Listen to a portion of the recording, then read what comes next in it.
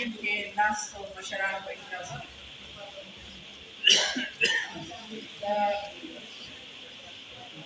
غزل یو څو شعرونه چې ستا اقرارونه بېګانه وو ستا اقرارونه بېګانه وو کاته زما لوظونه پښتانه وو مننه او انجام د مینې دې معلوم شو د انصاف په تله انجام د مینې دې معلوم شو د انصاف په تله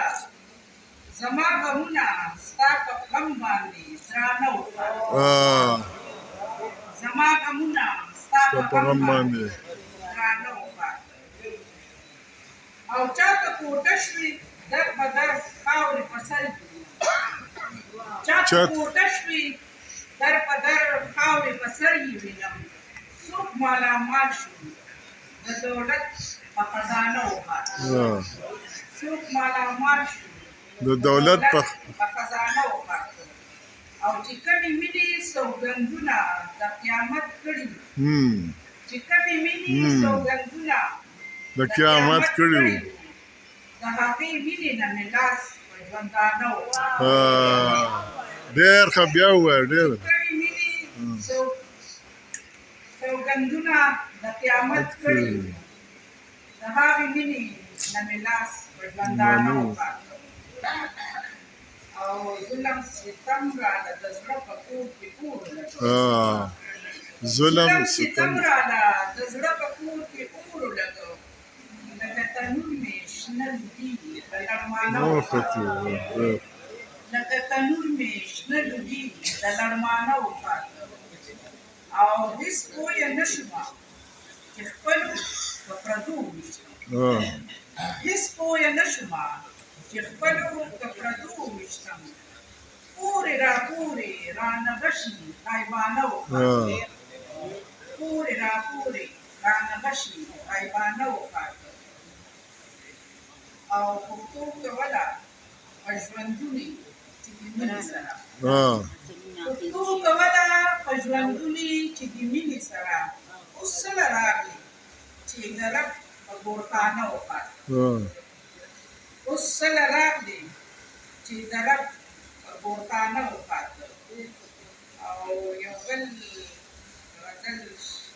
څو شعرونه کې اجازه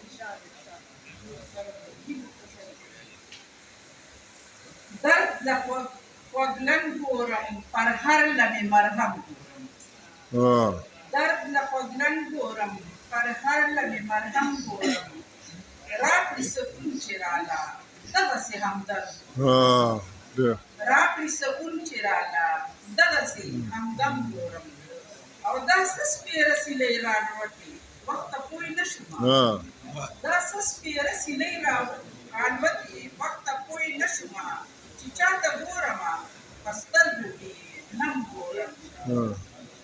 او دومره بدظنه کړم د شک او د ګمان دې فضا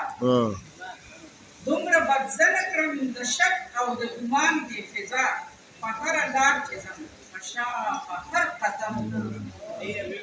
په هره لار چې ځم په شا په هر قدم ګورم ځکه ناراضي دی ورپسې نیکه لاره باندې مونږ غواړم کږې بږې نیغه لاره باندې یون غواړم